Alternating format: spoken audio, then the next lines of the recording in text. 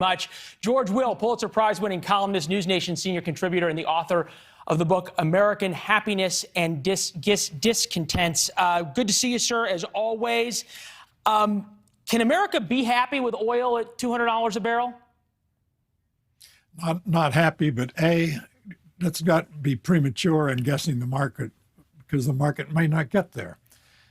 Second, the idea that this will destroy the American economy badly underestimates the resilience of our economy. Third, you're quite right that the higher oil prices go, the more it radiates through the economy. But also this is true. The higher the prices of oil goes, the higher is the incentive to produce more oil all around the world, and the higher is the incentive to release oil that's already been pumped out of the ground. There is no shortage of oil on this planet. The proven reserves are higher than they've been in the more than a century and a half since we discovered oil in Titusville, Pennsylvania. There are huge proven reserves in the United States. If only we had a state larger than the size of Texas that had huge proven reserves, how different this would be. We do. It's called Alaska. But still, the Biden administration today, Jen Psaki, doubled down on keeping in place President Biden's ban on new leases on foreign land. Instead, the White House has decided they're going to Saudi Arabia, Venezuela, and potentially even Iran for new oil production, drilling releases that you just talked about. At what point does the administration appears to have given up the sacred cow of we're not going to deal with dictators, we're not going to deal with Maduro and Mohammed bin Salman of Saudi Arabia? Are they going to have to give up their sacred cow of no more drilling and no more increased domestic energy production? Yes, the most sacred cow of all is the pursuit of amelioration of climate change. The first thing the president did after he was inaugurated, before he took his top coat off, was cancel the Keystone Pipeline. Drilling in federal lands was restricted. Drilling in the Arctic National Wildlife Reserve was restricted. But along comes a little uptick in gas prices, and the president, Mr. Green, went to the Saudis and said, please pump more of these fossil fuels that we in the United States pretend not to like.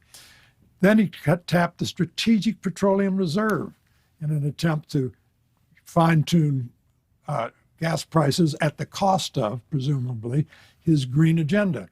So the administration has to decide what it values most. And I can tell you what this decision is going to be. They're going to sacrifice green rhetoric for absolute seriousness about keeping the economy ticking.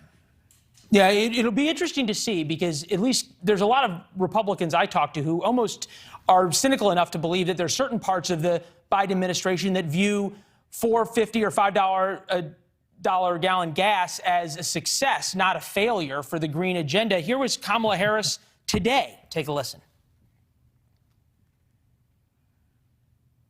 We are all in the midst of a turning point. We have the technology to transition to a zero-emission fleet. We can address the climate crisis and grow our economy at the same time. That's possible maybe at $2 a gallon of gas. Is it possible at $5? I'm still trying to figure out what it's like to be in the midst of a turning point. But the vice president is the gift that keeps on giving to Republicans. The fact is, choices have to be made. Yeah. Choices between economic growth or gestures, really, which is what they amount to, about a green agenda to fine-tune the temperature of the planet in the year 2020, or 2030, or 2040, or 2090. The immediate is going to prevail here, and the immediate is that the administration has struck a pose of consistent opposition to fossil fuels, and it's now going to have to recalibrate. You know, you would think of all people, Joe Biden would understand this, because in 2008, he was running for vice president amidst the record high gas prices that we just broke today, right at about $4.10 a gallon. We went over it by about 1/10 of a cent, according to Gas Buddy. Here is then candidate Joe Biden on the stump. Take a listen.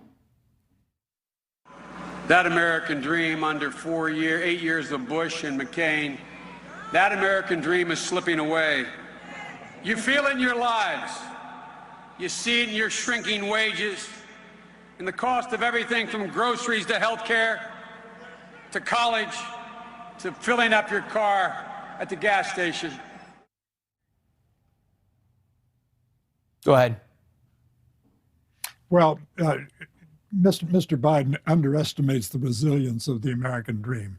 That was 14 years ago. The American dream's still alive and well. The American economy is robust and growing. It is simply preposterous, the situational ethics of these people who want to crank up hysteria about oil prices, whereas indeed this economy is so strong and so vibrant and so flexible and so nimble at replacing scarce resources. It's far too early to panic about $200 oil prices, which A, may not come, and B, we might be able to adapt to for a brief while, which is all the while they're going to be at that level, because, as I said at the outset, the planet is awash in petroleum. Your optimism and perspective, sir, is always reassuring, even in what are perhaps scary times. It was good to see you. We'll talk next Monday, if not before. Hope so. Thanks. Thank you. Thanks for watching. Click the red subscribe button below so you can get more of NewsNation's fact-driven, unbiased coverage.